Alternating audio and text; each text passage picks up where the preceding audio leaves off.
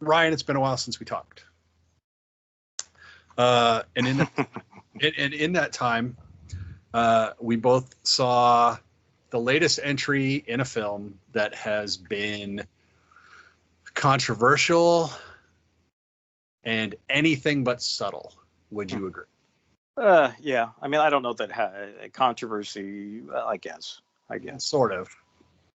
But yeah, well, the subtlety is not what this franchise is about. No, you are correct. Subtlety is not. The Forever Purge, the latest in the long line of society's collapsing around us movies.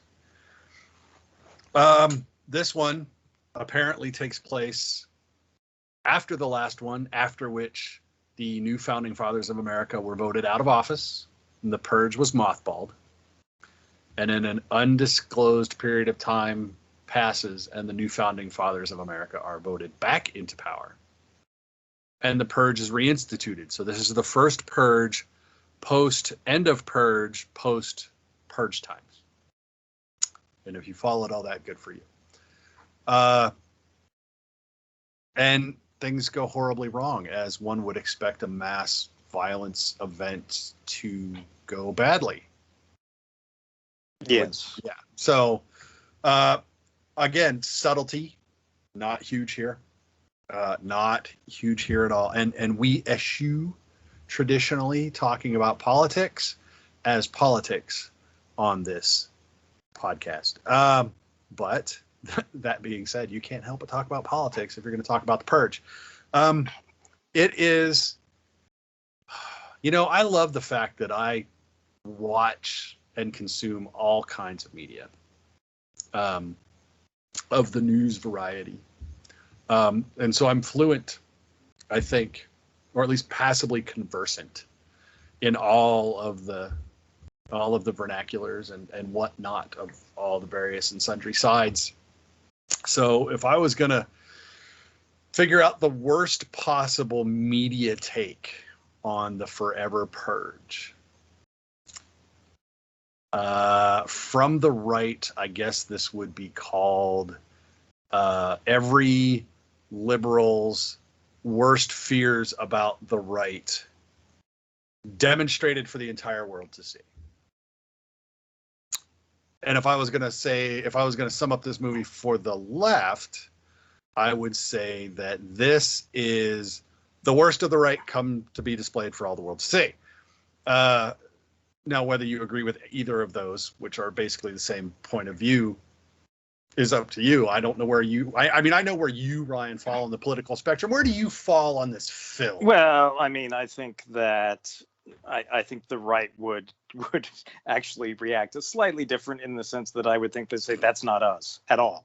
Well, none of us are like that, which has been the general reaction for a while, right? And unfortunately, to a certain extent, no, that isn't you, and I think we can all acknowledge that is not the majority of you. But we have unfortunately learned that there is a minority. There is a minority among the right who are perfectly capable of doing everything that this film suggests that they're capable of doing. And so, well, and now let's be fair. Let me put on my other hat there for you for a second. It's fine. It's fine.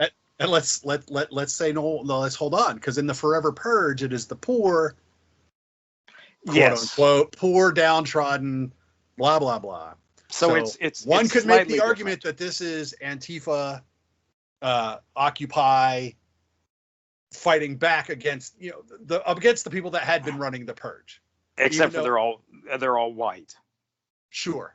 Yes. So it's a very strange mixture of motivation and demographic. I know exactly what you're driving at, and yes, and I don't want to say that everyone in Antifa is an angel either.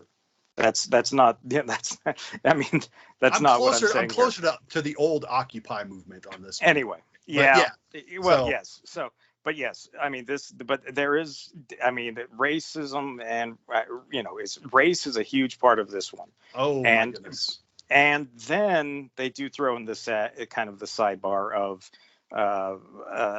the have-nots taking from the haves. And that falls away really quick, because that's kind of where it starts. And then and I was like, that went fast. Well, I think legitimately there are, when movements happen, and we're talking real world, not, there are, or fictional worlds, actually. There tends to be people who have a very idealistic look on whatever they are doing.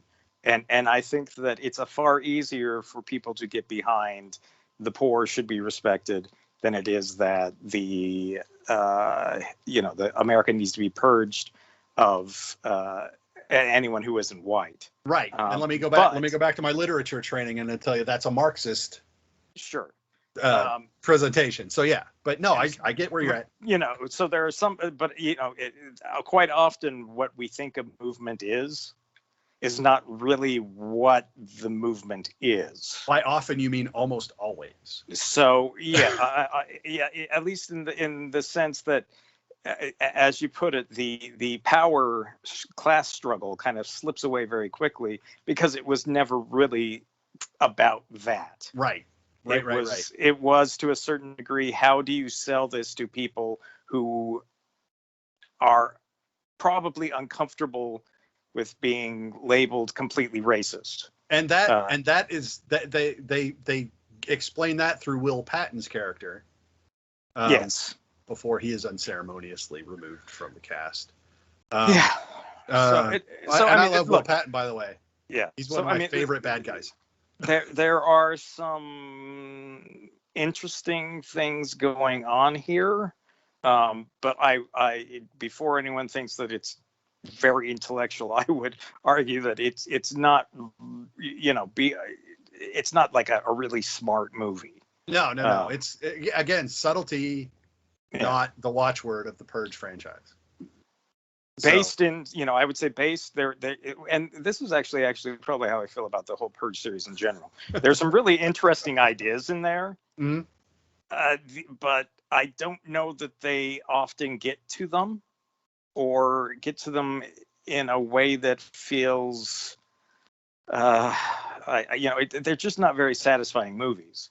Right. Yeah, there's this sense of, they're going for something that's very provocative, and whether you agree with what they're trying to say or not, and I don't know that they always know what they're trying to say. Right. I think sometimes it's just provocative to be provocative. And as they've gone on, I mean, the difference between the original Purge and the Forever Purge really makes that original film look really, really deep. Because it wasn't trying to do too much. No, it was a home invasion film, and and the politics were kind of fringy on it. Whereas the deeper we get in, the more blatantly political that it's gotten, and it hasn't particularly gotten any. It hasn't gotten any smarter. Let's put it that way. I don't know that it's. I think it's always been interesting ideas. It's provocative, and yes. I think I would like it to be something more than that, but that's not to say that there's some kind of, let's step back and take a look at the real world sort of moments in the Forever Purge where you go, you know what, there was a year ago I would have looked at this movie differently than I look at it now. Yes. And when I say that, I'm kind of, that's kind of sad. Because when they started filming this, which would have been, I'm guessing over a year ago. Oh, I think it was done before the election. I think it was filmed last year. So a lot of the things that they had in this film wouldn't have resonated in the same way if certain things in our own real history hadn't happened. I think that there's a lot of things people can point to, but there's a lot of unrest from that happened last year that would have not have been part of the film atmosphere, but became part of the film atmosphere because it's the atmosphere that we live in. So there's some, it's almost like they accidentally. Right. Well, aren't most of the time that's what happens. You accidentally. Yeah, but they accidentally made a film that has some sort of, I guess, kind of a frightening, almost. It feels maybe more realistic than it would have. Yeah, it resonates more today than it would have 12 months ago. Yeah, and that's kind of scary. It kind of is. Now, lest people think that we're just dogging the Purge. You're right. There have been sprinkled throughout the series. There are good ideas. There's good bits. There's good bits in this. There's some pretty good. There's some good performances in this. Sure. Again, Will Patton, whom I love and is gone too soon. Josh Lucas eventually does kind of embody the conflicted American. Yeah. The way they want him to eventually. But I guess if he started off conflicted, we wouldn't really care that he grew into that. So yeah, well, and I was going to say, I mean, sometimes you got to see life play out before you when you go, oh, okay, so I didn't think that we were capable of this, and you've proven to me otherwise. Right. I need to reassess. Pretty much, I mean, I think if you've never had to reassess in your life, you should probably start doing some reassessing. Yeah. People are going to disappoint you. People are going to do things that you wish they didn't. Right. And idealistically, they never would. And then it happens, and so you have to think, okay, where do I fit in on this now? Where do I identify with if the people that I trusted can't be trusted? Where do I go from here? Anyway. Yeah. And it doesn't always have, anyway. Yeah, but we do get some good performances in this based on those. And we start with our two Mexican immigrants who immigrate illegally across the border into Texas, played by Ana de la Reguera and Tenoch Huerta, who play a husband and wife. And he goes to work on Will Patton's ranch as a cowboy, and she goes to work at the meat processing plant. And they get wrapped up in the Forever Purge with the Tucker family, which is Will Patton and Josh Lucas, his son, and his wife, played by Cassidy Freeman from Longmire, who was great in Longmire, and she's good in this, and his other daughter. And they all are trying to find someplace safe. And then, of course, we get into the not subtle parts where it's not a localized event, the Forever Purge. It's nationwide. And Mexico and Canada are going to open their borders for 6 hours and let Americans come in. Yeah. So that's when we hit the really not subtle parts. That's when all the political talking points come up on both sides, because they talk both sides. They do. I mean, clearly there's one side, but they talk both sides, because you have to have that conflict, because that conflict exists within the characters. Yes. That are grouped together. So. I mean, and to a certain extent, all of this is secondary to the violence.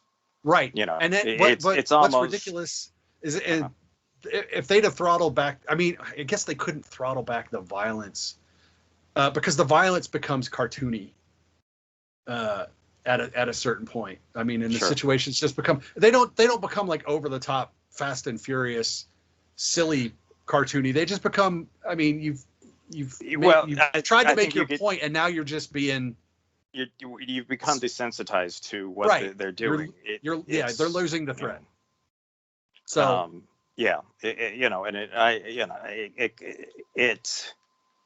it's almost as if they thought, okay, well, we have to. There's one scene where I'm like, oh, it's Saw. We're doing a Saw thing. Was that here. The trap? Yes. Yeah, the one that's in the trailer. Yeah, and I was like, that feels a little, and there are moments that feel okay. You've taken it a little too far for me to continue to take it too seriously, I guess. Right. I mean, you've played your hand, and maybe that's fine. But it's an okay film. Honest, it's not by any stretch of the imagination the worst horror film that anyone's going to see this year, or the best horror film that anyone's going to see this year. Also, no. But I don't know that it was disappointing. In the sense that it's hard to be disappointed when you don't have any expectations. Well, and when you kind of know what you're getting into. I mean, I think at this point the Purge has defined what it is. Yeah. And a thinking man's horror movie is not really what it is. Nope. So I thought it was fine. I don't think it's great. No, I don't. I didn't hate it. It's it is what it is. If you like the Purge films, I don't think there's any reason why you wouldn't like this. No. Unless the thing that you may not like is the fact that it now rubs up against reality a little more closely than even the previous things did. But I mean, look, I think we can all agree that at some point, if they said you can kill for 24 hours or 12 hours, and you're not gonna, there'll be no pushback. Right. At some point, someone's gonna say, okay, well, how about 24? How about 36? How about? I mean, that's the. It's inevitable. So there's a kind of a certain aspect to this. That was, we started on this path, and we eventually had to get to where this film is if the franchise was going to continue. So, but again, I wish that I could look at it and say it's utterly ridiculous. None of this could ever possibly happen. But there's a part of me that says, well, yeah, if you made it legal to kill people for 12 hours. Yeah, this is inevitably what would happen. Yes. Even if the other 364 and a half days a year, that's the Purge movie they still haven't made, because there's one punishment for the other 365 and a half days a year for committing crime, not murder, crime. And that's death. It's like, show me that movie. Show me that film. I mean, they kind of have, because it would be almost the Judge Dredd-ish. Yeah. But I mean, if you still had courts and then punishment, that now you're rolling into Starship Troopers courts. But I mean, that's the 364 and a half days a year that breeds that 12. Sure. And then inevitably, given the right push, as happens in this film, for motivation to expand, to say, why is it 12 hours? Why are we playing by these rules? Yeah. And it's not just that we can only have violence for 12 hours. It's why are we listening to all of these people again, which Will Patton hits early and then they kind of discard. Well, and I think there's stuff in there that we have to remember. This isn't the world that we live in. No. So sometimes, some of the things that you think, well, okay, I mean, I think it's almost a mistake to try to directly compare this world to the one that we are in. While there are certain similarities, there's a lot that just doesn't line up and make sense as well. Right. Because in theory, if this was, certain population would have been the ones who voted these people back into office, and in theory they would also be the same ones who then decide that 12 hours isn't enough. So there's a lot of kind of yes, that you gave us point A and then jumped to F. Right. You never gave us all those letters that come in between. And that's problematic, but that's not what they're there for. And it's, again, like you said, they've never shown us, a regular day in the life. I think the TV series delves into that a little bit, but I don't think in a way that is substantial. Which I actually forgot there was a TV series, and I haven't watched it. And so I can't comment. Well, and those are set. I've only seen bits and pieces, so I can't really. And it's only 2 seasons, and they've canceled it. And anyway, I don't. Too violent for TV. No, I don't know if it's too violent for TV. I think the problem is people want the purge, the night of the purge. They don't want to know the other stuff. What happens outside of the purge is not nearly as interesting. But unfortunately, that's the important stuff. Well, narratively speaking, sure, absolutely. From a real narrative, that's narratively speaking. Yes, absolutely. So, but yeah, that's why people don't want it. That's because from an action standpoint, it's not the good stuff. No, it's because nothing in theory really happens. Right. Because no one can kill anyone, and no one can do anything without risking their own life. So sounds good until so there you go. That is the Forever Purge. I believe it's the 5th film, if I remember correctly. There's a lot. I don't know that we'll get another one after this. They might. They have an out, but I don't think they should. I think they should be done. I mean, I think. Well, actually, what's interesting is this film does, kind of at its end, have a voiceover, which is, I think, a news reporter, right? Sort of where that does kind of suddenly try to suggest what's coming. What? Yeah. Well, it's almost like we have to undo what we did, and that's almost another movie that maybe they should have made. Yeah. But instead it gets 1 minute in news speak talking about things. Yes. So but it's not a terrible film. I was expecting maybe worse, and this is about what I was expecting, and mostly because they've been consistently about it, this area, right? For me, good moments, but not really great films. It's a fascinating idea, but they've never really. You're right. They've never hit it square. They've never been told us convincingly how we got to that point. They've just said they tried in the first Purge, but again, that was like, I don't know. I don't know. It's still not quite there for me. So there you go. That is the first, that is the Forever Purge. In theaters now. Yes, it's in theaters. Aren't we lucky? And we will be back in theaters for more and more stuff coming up.